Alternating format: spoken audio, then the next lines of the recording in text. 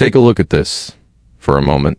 One single sentence, written on official monarchical stationery and stamped with the royal crest, completely shattered the carefully crafted image of unity surrounding the British crown. In a private declaration quietly circulated through the high halls of the royal household, King Charles confirmed a decision that sent shockwaves through the corridors of power. Queen Camilla was to be stripped and removed from every future coronation ceremony, rehearsal, processional walk, and strategic planning session. There was no diplomatic double talk attached to the document. There was no comfortable middle ground or softening language designed to save face. The very woman who had walked beside Charles down the nave of Westminster Abbey was, with a stroke of a fountain pen, banished from the institution's most sacred future stage. Now, before we step deeper into the secretive walls of Windsor and unpack what this radical shift truly means for the survival of the House of Windsor, take a quick second to hit that like button and subscribe to Prime Royal Central. By joining us here at Prime Royal Central, you ensure you never miss a single deep dive into the real power dynamics behind the velvet curtain. So, let us go back to the exact room where this historic rift was finalized. Charles sat inside his quiet private study at Windsor Castle. The room was stripped of unnecessary staff. Only his trusted private secretary and a senior constitutional advisor stood against the paneled walls. To understand why this moment carried such immense weight, you have to realize that a coronation is never just a lavish party or a televised parade. It is the raw, legal, and spiritual machinery of statecraft. It is the precise ritual that signals to the entire world who holds authority, who stands directly beside that authority, and how the upcoming generation will inherit the realm. That is precisely why this decree cuts so much deeper than a simple cancelled public appearance. It rewrote the visible architecture of the monarchy itself. The king picked up the document, his eyes scanning the final paragraph not once, but twice. He carefully lowered his fountain pen onto the polished desk, pressing his fingertips flat against the wood in absolute silence for several long seconds. When he finally spoke, his voice did not waver or tremble. He looked up and gave a firm, simple order. Release it exactly as written. That single command barred Camilla from every future coronation milestone, anniversary service, official walkthrough, processional line, and inner council meeting tied to the ultimate crowning of Prince William and Catherine. It was absolute. It was entirely deliberate.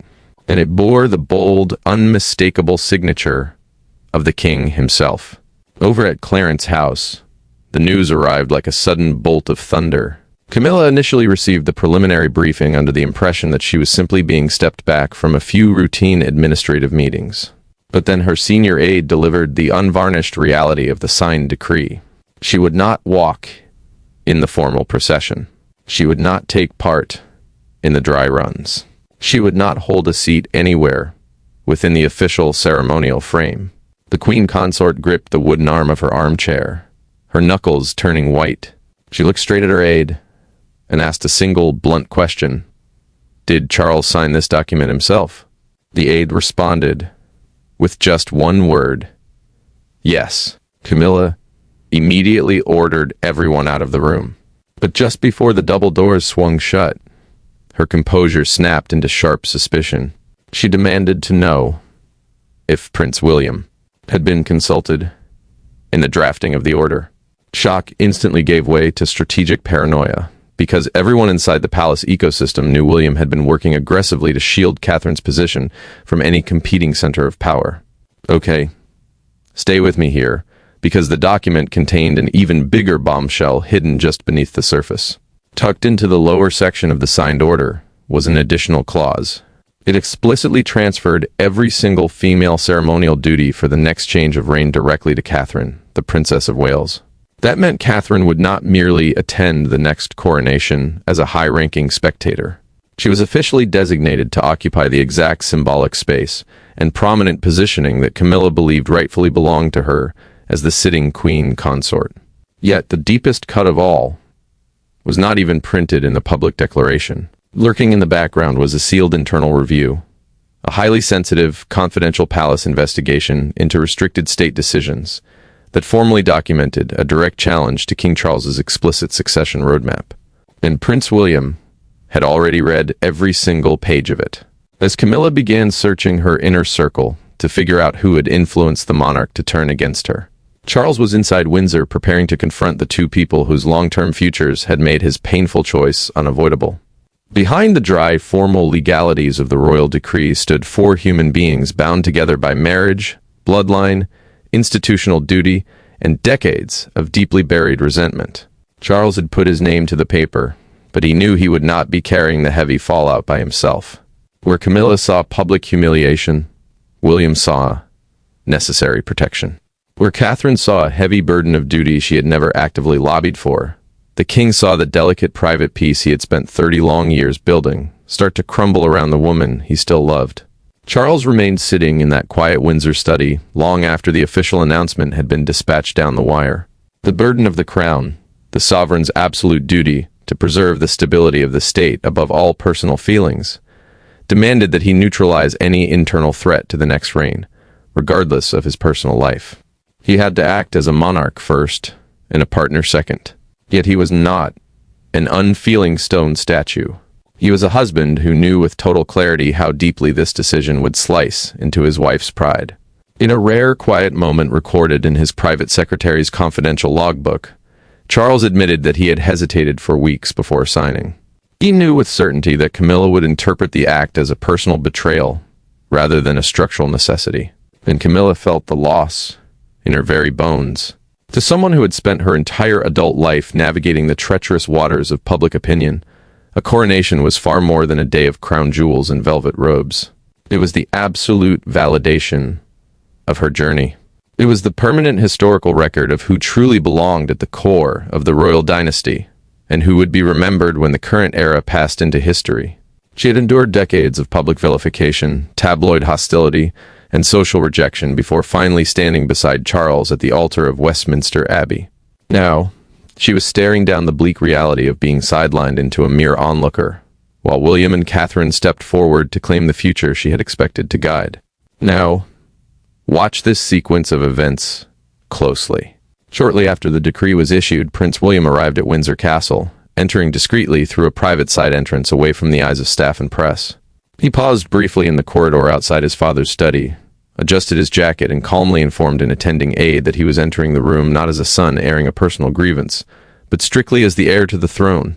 William's core argument was ironclad. The upcoming coronation of the next generation had to be laser-focused on three elements: Catherine's elevated status, the absolute stability of his future reign, and the early preparation of young Prince George as the next direct heir in line. In William's view, allowing any secondary, competing authority to linger in the ceremonial background would fracture the visual narrative of the ceremony. It would send a mixed, confusing message to the public about where true power and royal continuity actually resided. Meanwhile, miles away, Catherine received the news directly from William. There were no advisors, secretaries, or household staff in the room when he broke the news. She did not celebrate. She did not smile. Instead, her first reaction was one of acute caution. She looked at William and asked whether Camilla had been given advance warning before Catherine's own name was written into the official order. When William calmly explained that the timing and execution of the decision belonged entirely to the king, Catherine picked up on something subtle in his demeanor. She noticed how deliberately he avoided talking about the sealed investigation evidence. The princess pushed him gently, asking a direct question: was this decree an act of punishment against Camilla, or was it an act of institutional protection for their family? William stayed completely silent. And in that heavy silence, Catherine realized the underlying truth was far darker and more complex than either word could describe. Back at Clarence's house, the atmosphere had turned cold and urgent. Camilla summoned a long-serving senior aide into her office and demanded a complete list of every individual tied to the internal constitutional review. When the aide reluctantly admitted that William's private office had been briefed on the findings, Camilla froze. She reached up, unpinned a historic ceremonial brooch she had been wearing for an upcoming public appearance, and set it firmly down on the wooden table. The entire palace architecture was now gridlocked in a four-way standoff. Charles was tormented by the fear that he had waited far too long to assert control.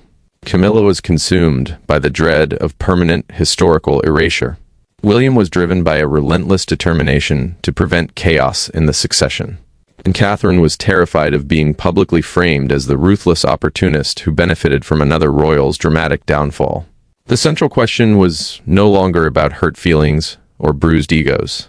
The real issue was whether King Charles had saved the future of the British monarchy, or whether he had sacrificed his own marriage to keep the crown intact. To find the true origin of this explosive crisis, we have to rewind the clock 6 weeks earlier to a closed-door incident inside Street George's Hall, where a single aggressive demand turned years of simmering background friction into a point of absolute no return.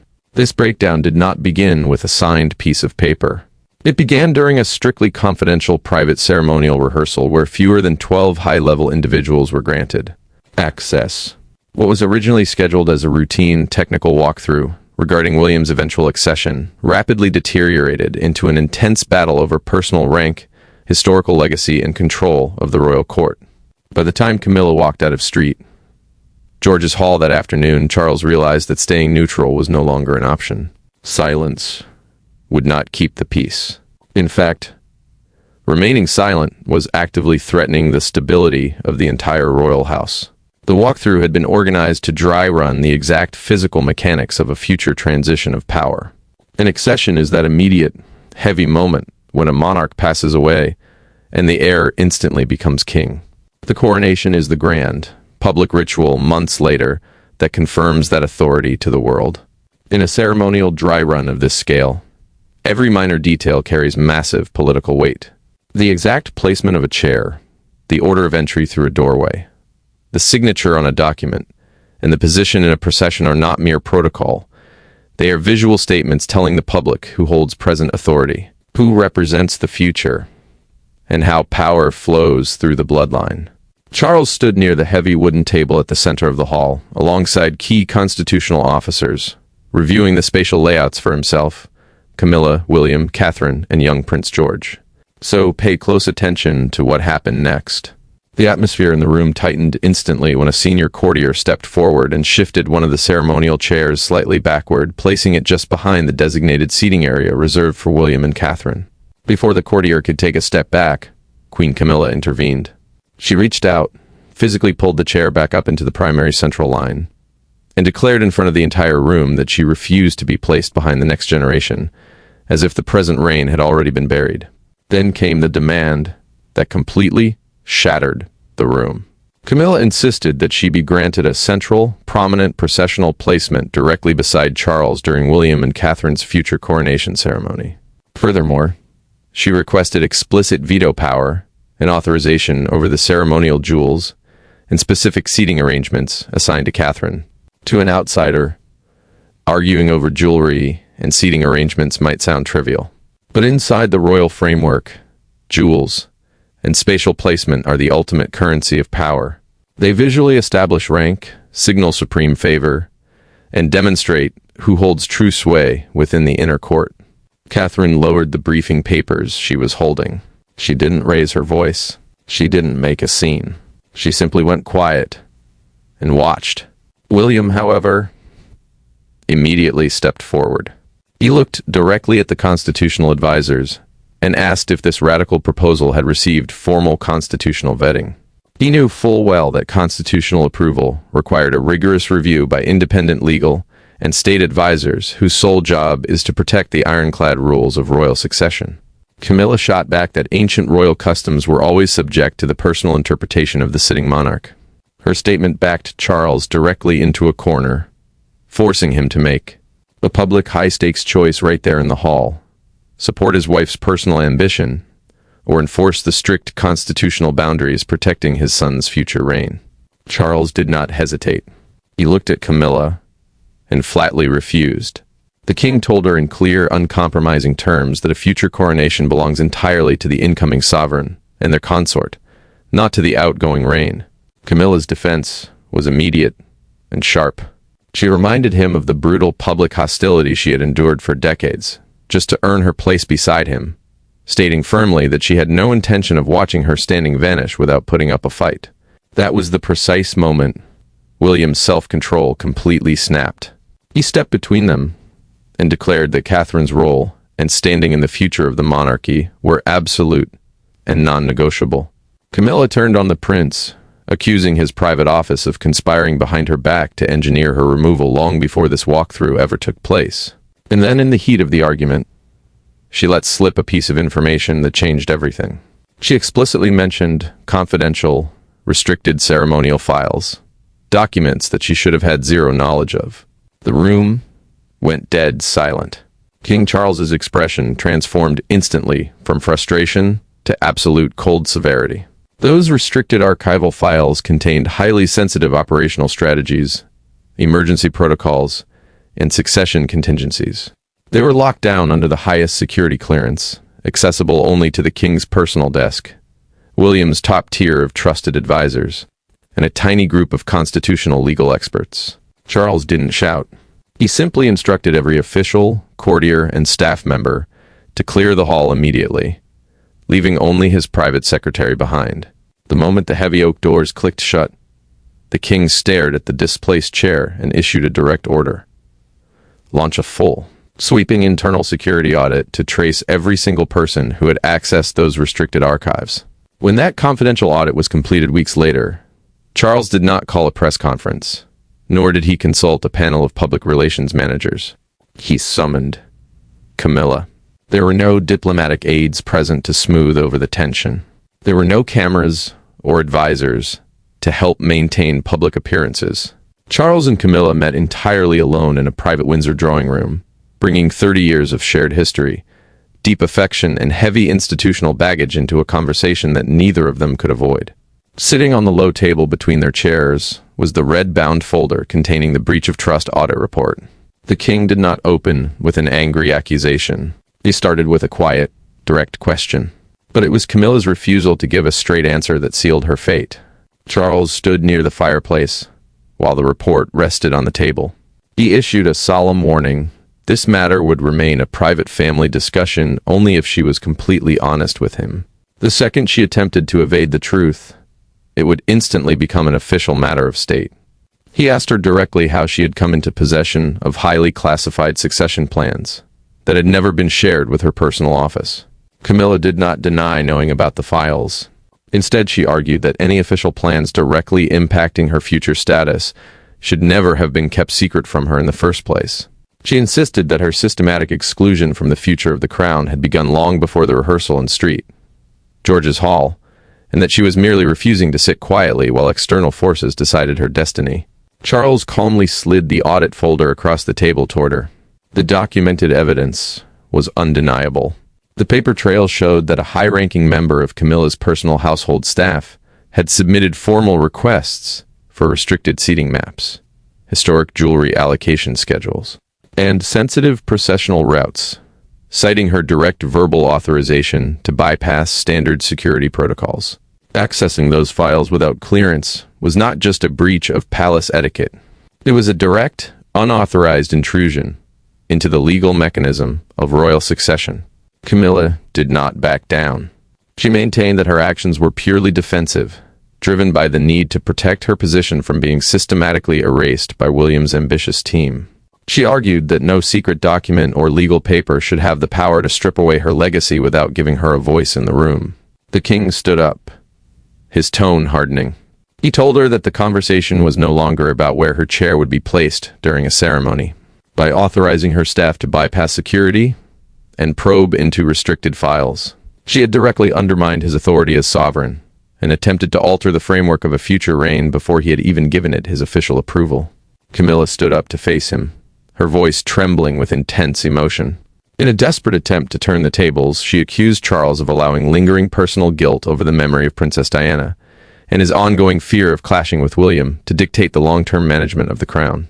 That was the breaking point. Charles's composure shattered completely.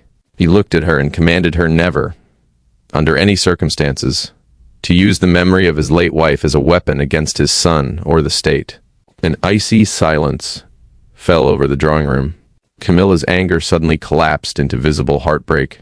She looked at the man she had stood by through decades of scandal and public scrutiny, asking softly if all those years of unwavering loyalty meant absolutely nothing the moment the heir to the throne raised an objection. Charles looked back at her with a heavy heart, but his answer was unyielding. He replied that true loyalty can never require the crown to turn a blind eye to a fundamental breach of trust. With the heavy weight of the monarchy hanging in the balance, King Charles laid out one final, non-negotiable compromise. Camilla would be permitted to maintain her current public schedule, her title, and her existing royal duties. However, she was required to immediately and voluntarily step down from all current and future coronation planning committees, relinquish any claim over the next reign's ceremonial structure, and publicly yield to Catherine's uncontested primary role. The stage was set, the ultimatum was delivered, and the fragile balance of power within the palace had officially fractured beyond repair. If you found this deep dive into the hidden power struggles of the royal family gripping, don't forget to hit that like button and subscribe to Prime Royal Central right now. Turn on your notifications so you won't miss where we reveal how the palace reacted to this ultimate choice and what happened behind closed doors when the final deadline arrived. So, Camilla refused. Stepping down voluntarily, she argued, would look like an outright confession of guilt to the world. The king slowly closed the audit report and warned her that her refusal left him with only one remaining option. Camilla understood the weight of that warning.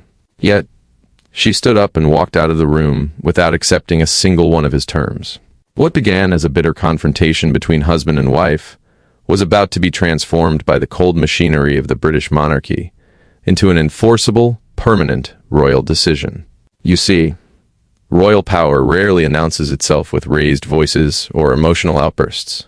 It moves quietly through guarded consultations, private memoranda, and signatures placed beneath language chosen with surgical precision. After Camilla rejected the compromise, Charles immediately turned to the small elite circle, capable of turning a marital disagreement into a binding state command. But the most decisive voice in that room belonged neither to a constitutional lawyer nor a seasoned courtier. It belonged to the son who would eventually inherit the consequences of this decision, Prince William. Charles entered the consultation carrying the heavy emotional toll of the argument. As sovereign, he held absolute authority over his royal household and had the legal right to decide who participated in non-statutory ceremonies, those royal events shaped by palace discretion rather than acts of parliament. But because this specific decree directly impacted a future coronation, senior constitutional advisors warned that every single sentence had to protect William's complete independence when his time on the throne arrived. A senior legal advisor urged the king to avoid stripping Camilla of her title or her current public duties. The written order, he explained, should focus strictly on future coronation events so that no one could mistake a ceremonial boundary for a legal change in her present standing as queen consort. Charles listened in silence, slowly turning his wedding ring around his finger. But when the advisor referred to Camilla as the affected party, the monarch stopped him cold. He looked up and said, "Her name is Camilla. Do not reduce this to a file." Now watch how William handled this moment. The Prince of Wales entered the room without demanding retribution. He told his father that the next coronation could not be allowed to begin as a public punishment for an old family wound. His sole concern was certainty. Catherine's future authority had to be crystal clear. Young Prince George needed to witness absolute stability, and no hidden private negotiations could be permitted to divide the next royal household before it even took its first breath. Charles asked a difficult question. Could Camilla attend the future coronation simply as a private family member, without any official ceremonial position? William answered with extreme care. He explained that he could accept her presence in the abbey only if Catherine agreed, and only if there was no formal procession, no ceremonial robes, no sworn oath, no designated state seating, and no official recognized role attached to her attendance. The future king was not seeking to humiliate his stepmother. He was drawing an ironclad boundary that could never be challenged down the road. Meanwhile, Catherine met with Charles in a separate private audience. She flatly refused to demand Camilla's total removal from the ceremony. She told the king that she would never ask a husband to publicly disgrace the woman standing beside him. Yet, the princess also candidly admitted that she could not step into a future coronation knowing her own role and authority might still be undermined by behind-the-scenes bargaining. Catherine then made a move that changed everything. She offered to withdraw completely from early coronation planning until the royal family settled the dispute internally. That sacrifice was decisive. Charles realized that the woman inheriting future authority was willing to step back for the good of the institution, while Camilla had attempted to reach beyond the legal boundaries of her current role. Right then and there, the king dictated the final clause of the document himself. All ceremonial authority for the next change of reign would belong exclusively to the incoming monarch and consort, and no representative of the previous reign would ever have the power to alter their positions. Shortly after midnight, King Charles took his pen and signed the order.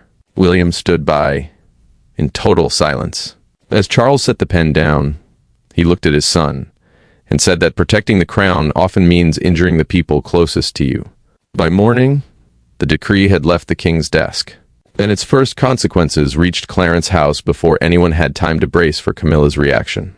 Okay, stay with me, because the fallout didn't happen through a dramatic public announcement. It arrived as a cold sequence of administrative removals. A sensitive briefing document suddenly disappeared from Camilla's red dispatch box, the official leather case used to deliver high-level state documents to senior royals. A formal invitation to an upcoming rehearsal was quietly withdrawn. Her name was erased from a master ceremonial planning document she had reviewed just 48 hours prior. Each change was purely administrative and completely bloodless. Yet together, they delivered a devastating message. The king's order was already being actively enforced, and no one in her immediate circle had the authority to stop it. When Camilla opened her morning folder at Clarence's house, she found a single formal note sitting where the coronation briefing was supposed to be. The note instructed her team to direct all future questions regarding coronation logistics directly to Prince William's office. She read the paper twice, folded it once, and placed it beneath an untouched cup of tea. Moments later, her private secretary brought even more troubling news. The ceremonial advisors attached to her personal household had been reassigned. Every wardrobe consultation and design meeting connected to future state events had been summarily canceled. Camilla asked if Charles had personally authorized every single cancellation. The secretary's answer cut deep. The signed decree had activated these structural changes automatically. No second command from the king was required. A wave of intense anxiety rippled through Clarence's house. Staff members who had expected to coordinate closely with the future court began questioning whether their jobs were secure. A few quietly requested transfers to other royal offices, fearing that remaining loyal to Camilla might mark them as part of a sidelined faction. In the world of royal administration, influence disappears long before titles do, and once trusted staff begin looking for the exit, power evaporates fast. The emotional distance between the king and queen became immediately visible at Charles's next public appearance. Take a look at what happened on the ground. The king arrived at his scheduled engagement alone after Camilla canceled her appearance without giving an official explanation. Charles carried out the program with steady control, smiling for the cameras and greeting guests. But behind the scenes, he asked his equerry twice if his wife had sent a personal message. The aide had no answer to give him. Meanwhile, William received a direct private message from Camilla before the event even wrapped up. She demanded an immediate face-to-face confrontation, accusing his office of using the signed decree to strip away powers that were never part of the original discussion.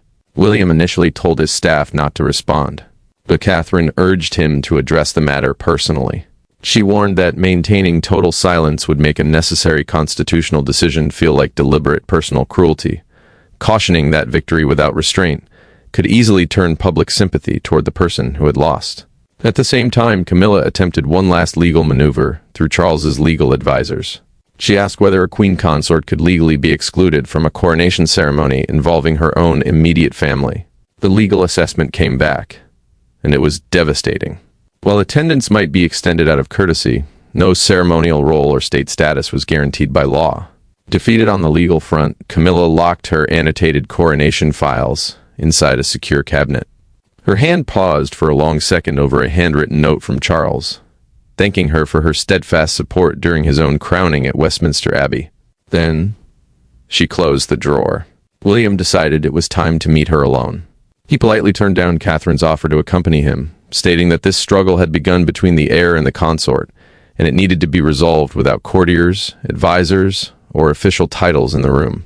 Now, watch how this private showdown played out. When William walked into the room at Clarence House, there were no briefing binders, no secretaries waiting, and no diplomatic language to hide behind. Camilla had demanded a confrontation with the future king. But what she got was far more raw. An unfiltered conversation between two people who had spent decades judging each other through old family wounds. For the very first time, Camilla admitted out loud that this battle had never truly been about a physical chair and street, George's hall, a ceremonial robe, or a place in a procession. William arrived alone, exactly as promised. Camilla remained standing as the door closed, looking at him and asking directly whether he had come to her as the Prince of Wales or as Charles's son. William replied that he was standing there as both, because the family could no longer pretend those two identities were separate. Camilla immediately accused him of waiting years for the right opportunity to shrink her standing inside the monarchy. William firmly rejected the accusation. He told her that he had never tried to erase her from his father's reign, but he would not stand by and allow her to dictate the shape of his own future. The distinction was critical.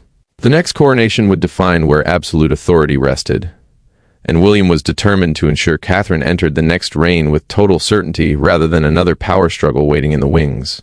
Then, the mood in the room shifted dramatically as Camilla dropped her defensive tone. In a rare moment of vulnerability, she admitted her deepest fear. She was terrified of becoming completely irrelevant the very moment Charles's reign came to an end. She had endured decades of public backlash, relentless tabloid hostility, and constant comparisons, only to face the harsh reality that the institution might move forward into the future without preserving any formal place for her. William's posture softened, but he did not back down from his stance. He acknowledged the heavy burdens she had carried alongside his father over the years. But he told her plainly that past sacrifice does not grant anyone permanent authority over the future of the state. A coronation represents solemn vows made by an incoming monarch and consort, and those vows must belong entirely to the individuals taking them. Camilla then asked if Catherine had been the one pushing for her complete removal. William revealed the truth from the documented record of their private talks. Catherine had actually done the exact opposite. She had offered to step back from early planning entirely, rather than deepen the conflict within the family. That revelation deeply unsettled Camilla. It destroyed her long-held belief that Catherine was secretly plotting against her behind closed doors. Camilla slowly sat down in her armchair and pushed the unopened copy of the king's signed order across the table toward William. William didn't pick it up. He sat opposite her, leaving the document resting between them on the table. He then offered one single, definitive concession. Camilla could attend the future coronation as Charles's wife and a loved member of the family, but she would do so without a formal procession, an oath, ceremonial robes, or an official state role. Camilla asked if Catherine would truly agree to those terms. William confirmed that she already had. Camilla didn't apologize for accessing the restricted coronation files, but she did admit that fear had driven her to demand control over things she had no right to alter. William replied that acceptance, not victory, was the only path left forward for everyone involved. Camilla quietly gave her word that she would not contest the order any further. William stood up to leave. There was no handshake, but just before he reached the door, Camilla thanked him for coming to speak with her directly. The private battle within the palace walls had reached its turning point. But outside the gates of Windsor, a sudden leak was about to transform this private royal decree into a global media firestorm. The palace had hoped to release the decision gradually using carefully drafted constitutional language. Instead, a single leaked phrase hit the press and instantly exploded. Camilla removed from all coronation ceremonies. Within hours, news networks dropped regular programming to report the bulletin. Major newspapers scrapped their front pages to rebuild them around the story, and crowds began gathering outside the gates of Buckingham Palace. The private fear of becoming irrelevant had suddenly turned into an international spectacle. The following morning, a major London daily published a stark photograph of King Charles walking several paces ahead of Camilla, printed beneath a massive headline, "Crown without Camilla." The front-page subheadline declared that the king had personally signed off on her removal. A front page like that does far more than report news. It dictates public perception. It took a private institutional boundary and reframed it as a dramatic national separation. On evening television, commentators broadcasting live from outside Buckingham Palace framed the decree as absolute proof that real power inside the House of Windsor had officially shifted toward William and Catherine. Supporters of Camilla gathered near the palace holding photographs from Charles's coronation, while others held signs declaring the future belonged exclusively to the Prince and Princess of Wales. Police barricades had to be erected to keep rival groups separated on the forecourt. Inside Windsor Castle, Charles watched the news coverage in complete silence. When an aide offered to switch off the television, the king refused. He stated calmly that a monarch cannot issue an order of state and then hide from its public consequences. His words were firm, but his expression revealed the immense personal cost of his decision. He had protected the future of the crown, but he had placed his own marriage under the harsh lens of global scrutiny. Camilla saw the exact same front page beside her breakfast tray at Clarence House. She didn't read the article. She simply studied the physical distance between herself and Charles in the photograph and asked her secretary if that specific image had been chosen deliberately. Her aide remained silent, and that silence said more than any reassurance ever could. William reacted with sharp frustration when media commentators suggested he had engineered the decree to punish his stepmother. He immediately authorized his office to release a clear statement confirming that the decision belonged solely to the reigning king, and that the future coronation structure was designed to protect both family dignity and constitutional clarity. Catherine, meanwhile, turned down requests to make high-profile public appearances. When a member of the public called out at a charity event that she would make a magnificent queen, Catherine simply smiled, thanked her, and immediately redirected attention back to the charity's work. Behind closed doors, Camilla privately approved of William's public statement, recognizing that it cleared Catherine of any personal blame and confirmed Charles had acted independently. It was a subtle sign that she intended to honor their private agreement. Shortly after the palace issued its official clarification, Queen Camilla would retain her present title, status, and public duties, but would hold no formal role in any future coronation ceremony. The decision was final and permanent. With public debate raging outside the gates, King Charles convened his family one final time in Windsor to ensure this decree would not tear their personal relationships apart. This final meeting was not held to undo what had been done. Camilla would not regain her ceremonial role. Charles would not withdraw his signature, and William would not hand back control over his future coronation. But the family entered the room no longer debating whether the decision could be reversed. They gathered to figure out how to move forward together. Charles sat with Camilla, William, and Catherine in the exact same Windsor drawing room where the audit report had first been laid out weeks earlier. The signed order rested on the table between them, but this time, no advisors or courtiers were present. A single red dispatch box sat beside the king as a quiet reminder that the time for legal consultations had passed. The king began by taking full personal responsibility. He admitted that his delay in setting firm ceremonial boundaries stemmed from his desire to avoid hurting his wife. But that delay had allowed uncertainty to grow into suspicion, and suspicion to turn into a serious breach of trust. Charles didn't offer excuses. He simply acknowledged that his silence had allowed the crisis to build. Camilla spoke without defiance.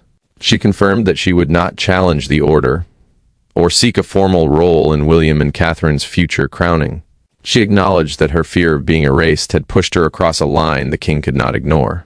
She affirmed that she would remain dedicated to her husband, but would no longer attempt to shape the architecture of the next reign. William promised that Camilla's contributions to his father's reign would always be honored respectfully. Her public service and her unwavering support for the king would be recognized. But he reiterated that his future reign could not be bound by agreements made in the present one. Catherine then spoke directly to Camilla. She reassured her that she had never sought her humiliation and did not view this transfer of authority as a personal victory. She explained that while she would fully support William and protect the dignity of the crown, she had no interest in inheriting past resentments. Charles reached out toward his wife's hand, pausing just before touching it to let her make the choice. Camilla reached across and placed her hand over his. The gesture didn't erase the painful weeks behind them, but it confirmed that their marriage would endure, even as their institutional roles took different paths. The family formally accepted the final arrangement. Camilla would attend the future coronation as Charles's wife and a cherished family member, but without a procession, an oath, ceremonial robes, or an official state role. King Charles picked up the signed decree, placed it inside the dispatch box, and turned the key. The matter, he declared, was permanently closed. This was not Camilla's destruction, Catherine's personal triumph, or William's revenge. It was the moment a reigning king separated personal devotion from the supreme authority of the crown. Camilla kept her marriage, while surrendering structural control. William secured the clarity of his future reign, without demanding humiliation. Catherine accepted her future role with grace and restraint, and Charles preserved the stability of the monarchy by accepting that love can remain private, even when the power of the state must move forward. If you enjoyed this deep dive into the inner workings and high-stakes drama of the House of Windsor, please hit that like button right now and subscribe to Prime Royal Central. Don't forget to turn on all notifications so you never miss our upcoming royal updates and inside stories. Thank you for watching Prime Royal Central, and we will see you in the very next video.